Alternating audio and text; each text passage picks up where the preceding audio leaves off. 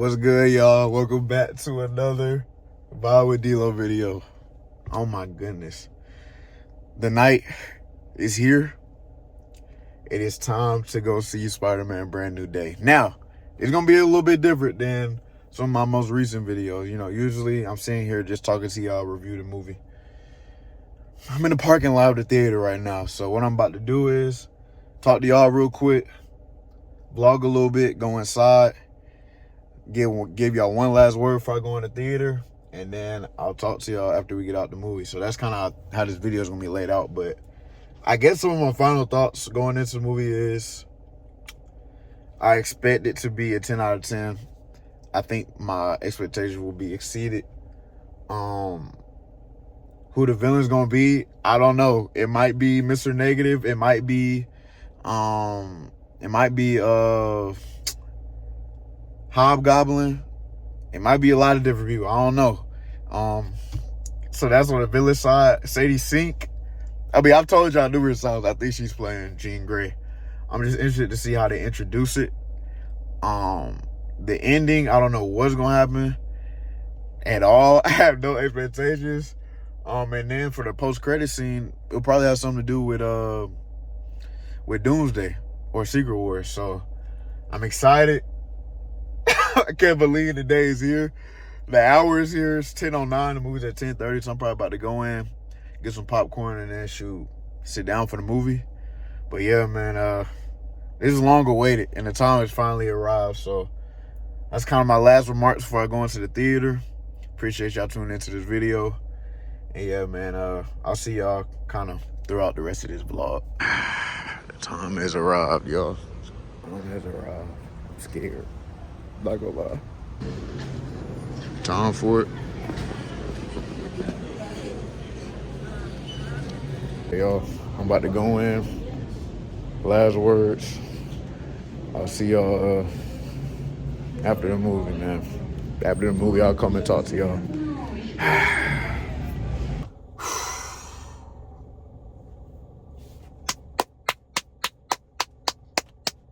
Wow. Yes, I just walked out of Spider-Man Brand New Day, and wow. That was cinema. I'm not gonna lie to y'all. That was everything you would want in a movie.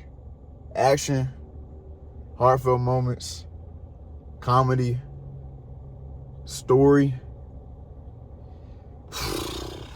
Wow. These first couple minutes I'm gonna just kind of say what I like from the film, like non-spoiler, but after I'll give y'all a warning once I start getting the spoilers. But off rip, initial score walking out of there,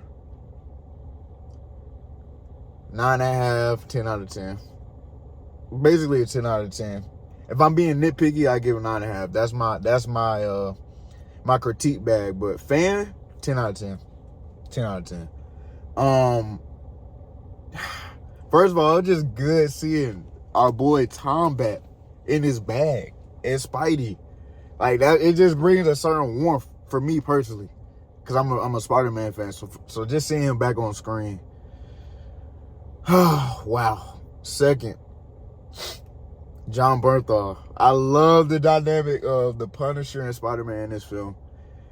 They said it was gonna be good, but it was even better than what I expected. Like, actually, every scene they had together was amazing. The swinging, y'all. Oh my gosh, the swinging. Swinging was top tier, y'all. I'm gonna keep it a bean with y'all. Like, it's just certain camera angles that they have for the swinging where you felt like you was actually there. Like, you got a full scope of New York with the swinging from this film, right? The opening shot when he's basically hanging off the side of a building that's in construction, but we just see him and the city in the back. It's kind of almost similar to a certain frame from Spider-Man Across the Spider-Verse, where it's just Spidey hanging upside down with the city in the back. Top tier. The swinging was amazing. The suit looks amazing. The suit is so special, y'all. It just the colors bounce off the screen, and it just it literally is like a perfect combination of your past iterations between TASM with Andrew and then the original 3 with Toby, and you put that literally into what Tom has now, right? I love that. What else kind of non-spoiler? Just the overall, like, the message behind the actual film. Like, all right, there's going to be times in your life where you got to make tough decisions, and life might just life. But finding your balance, not losing scope of the people that are around you, and confiding in them. You don't have to take on this life stuff alone, especially when you're already going through something. Don't put yourself in solitude. And that was a big thing of the film. Bro, it was just a really, I just really enjoyed myself in that movie. Like, what we asked for out of a Spider-Man film, a street level story, a Spider-Man seeing him by himself, having to figure things out by himself. We got that, bro. The Hulk, we got that, y'all. Oh my, bro, we hadn't seen the Hulk transform on screen in I don't know how long. And they delivered on that. They delivered. So that was amazing. Bro,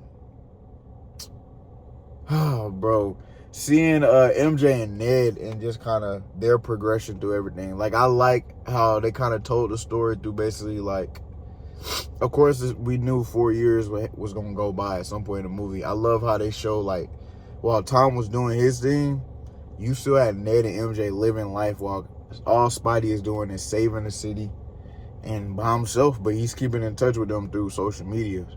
And another thing, get out the phone, man, live life. So that's one of the big things. All right, last couple things I want to get into before spoilers. Bro, it just was an overall great story. 10 out of 10, honestly. Only reason I give it 9 out of 10 from a critique standpoint is just, you know,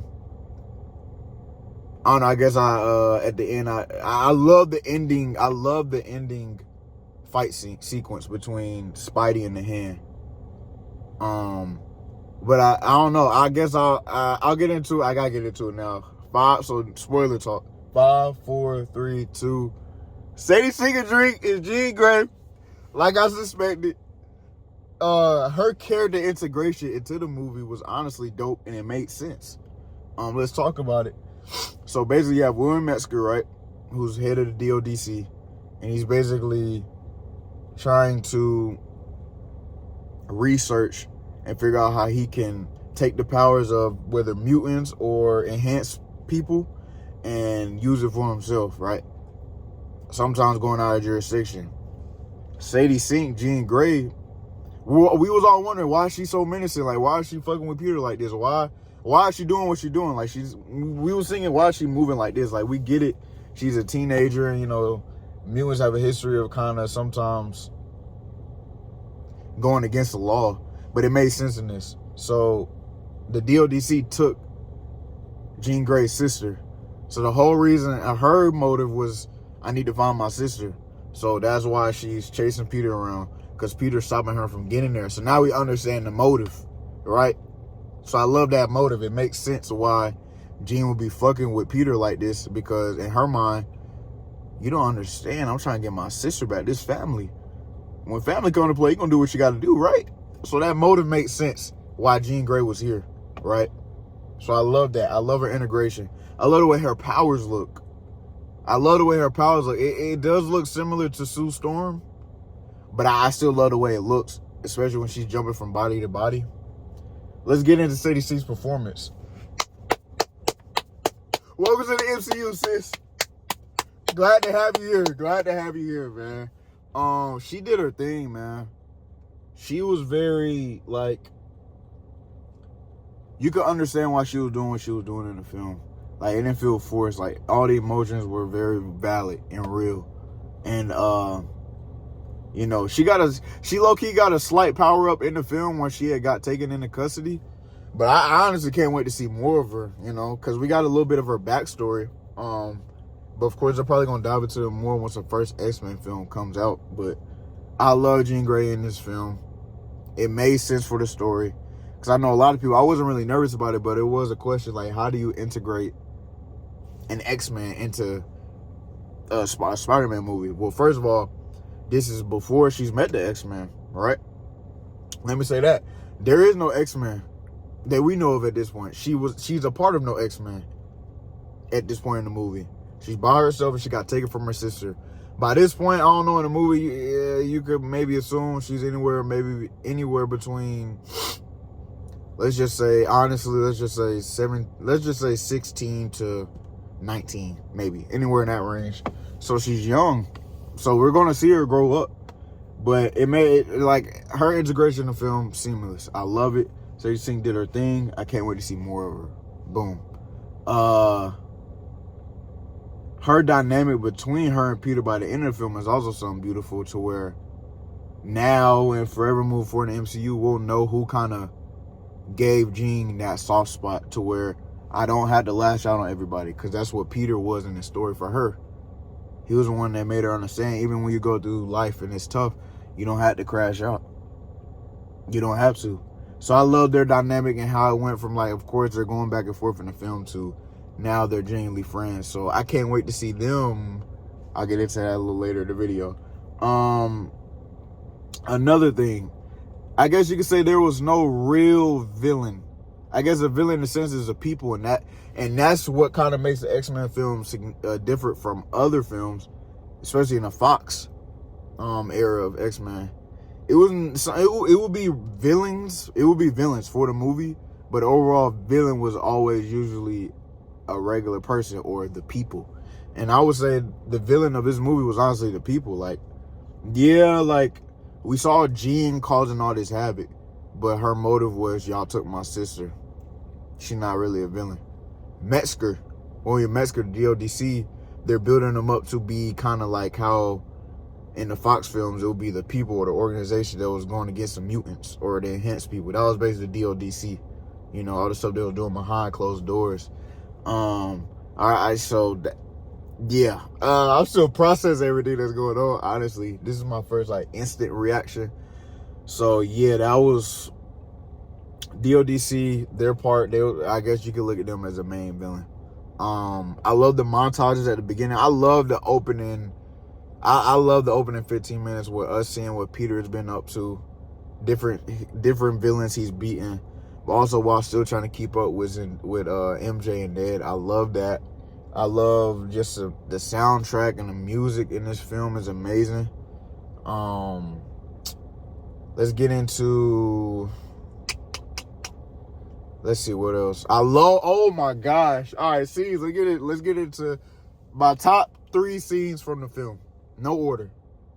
But first thing I'm going to talk about, when the first time that Spider-Man pulls up to basically get MJ out of harm's way. They're on top of the building. And in a sense, MJ's like, just tell me who you are. Like, I need to know who you are because I got this feeling I can't shake, right? And Peter's like, I can't do this. Like, I can't. He pulls a mask and they kiss. And then he pulls the mask off. And she says, Peter. And they start hugging. But something feels off in the scene. Something feels off.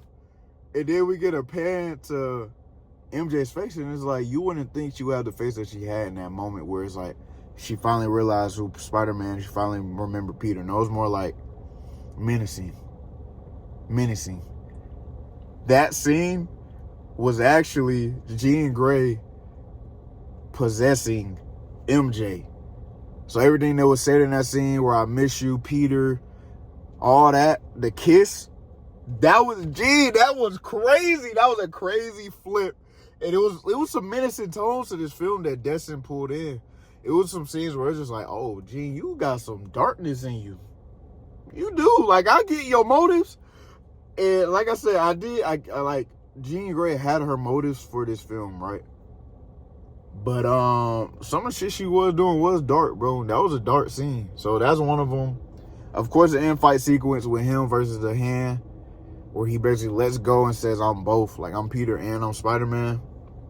Peak. And then I would say the next scene will probably be the Hulk sequence. Oh my goodness. Seeing him go from, in a sense, Smart Hulk, depowering all the way down, but then the Hulk taking control, insane. Their whole fight sequence, with them not feeling like they depowered the Hulk. Like, the Hulk was really whooping Spider-Man ass. Not that Spider-Man wasn't getting his leaks in, but the Hulk was doing his damage. It was only through, like, you know, friendship, basically. That's really the only way you can kind of beat the Hulk. But he was basically like, it's me, Peter, it's your friend, blah, blah, blah. I love that. So I love seeing the Hulk in this film. We got Smart Hulk and we got Hulk. And that was good to see. And then I guess just looking at the overall story, like, I love how it just went from Peter trying to do everything on his own to leaning into the people around him. And then what makes Peter was able to stop everything. Peter being the guy that no matter how hard life knocks him down, he's going to get back up and still choose to do the right thing. And that's what he ultimately had to convey to Jean, and she understood it, especially through a beautiful scene where Jean went into Peter's mind finally. But it was kind of comfort for her. It's what she needed, because she basically saw the scene between Aunt May and Peter talking, but it basically turned into Aunt May giving Jean advice and telling her everything's going to be okay. With great power comes great responsibility. I love that sequence. I love it. And then the way it measures into Peter's sixth sense. And I love the Spidey sense and the sound behind it every time he was using it. I love that part. But then once, you know, they have this coming to Jesus moment and like reality, like, all right, like, I could be better. Life is tough, but I'm gonna figure this thing out. And kind of got reassurance through Aunt May. It was a beautiful scene. Peter's spider suit goes off and he takes a bullet for Jean. Beautiful. That was it. Jean and Peter, they're gonna be tied at the hip the rest of the MCU. I say that. They're gonna be tied at the hip the rest of the MCU, because that's gonna be like her mentor, like somebody she could confide in person in the MCU. Until, of course, we get into X-Men. Even then, still, I think she'll always remember Peter. So that happens, and then, honestly, I thought Peter was finna die, bro. I was like, bro, ain't no way they finna kill Peter. But they didn't. He was in critical condition, and then I gotta add this into my top favorite scenes of the film, where we basically see that it was the Punisher that got him to the hospital, get the surgery he needed. But they had just a real moment where they both like, man, I'm glad you're okay, and like, we're friends, and I appreciate you caring for me. And like, it was a beautiful scene between Tom Holland and John Bertha as Peter Parker and the Punisher. It was absolutely chef's kiss. And then we find out that Jean was basically keeping him alive to even get there. So, like I said, they're gonna forever be tied. I love their dynamic move forward in the MCU. And then let's talk about the post-credit scene. Bro, the post-credit scene, so subtle, but all I needed. So, of course, we know in this film, Ned made the tracker, the Spider-Man tracker. We see the tracker, and then it says his location is not found, and you basically see his sensor. Let's say we're looking at iMaps or let's say we're looking at a location on the phone. You seen it move and move and move and move, and then it ends up out of the 616 world or Earth, and it goes to another location. But it didn't say the location, but it basically looked as if it went to another planet, maybe of another world. And then we get Spider-Man will return. No Doomsday, no Secret Wars, just says Spider-Man will return. Before I end the video, I'm going to go ahead and assume it's a Secret Wars. Doomsday has a lot of people in it, so I don't see him coming in it. But he could. And I say that also because I feel like they did build some type of dynamic relationship between Peter and Yelena, Black Widow, in this film. I love their scenes in the film too. Like the scene with him getting in the hot tub with the mask on, that was hard. But yeah, man, the end credit, like, it makes sense. So Peter's either going to be, we know for sure now, Spider-Man is possibly going to be in Doomsday, for sure going to be in Secret Wars. So we know that. Overall, last thoughts, I love the film. I love the action. I love the heartfelt scenes. I love the fighting scenes, especially when Peter lets loose, especially against the Scorpion. I love that. Seeing his upgrade was beautiful. And, bro, it was just a great film, man. Like, I really enjoyed it. It just felt cozy the whole time. Like, I didn't even want the movie to end. It could have went a couple more. Could have went another hour, honestly. But this is my instant reaction to the film. My critique bag, I would say 9.5 out of 10. But as a fan, honestly, just taking the movie in right now, I gotta say 10 out of 10. I got to. It's everything I would want out of a Spider-Man film. So, appreciate y'all tuning in. Wow. I'll see y'all whenever the next video comes out, man.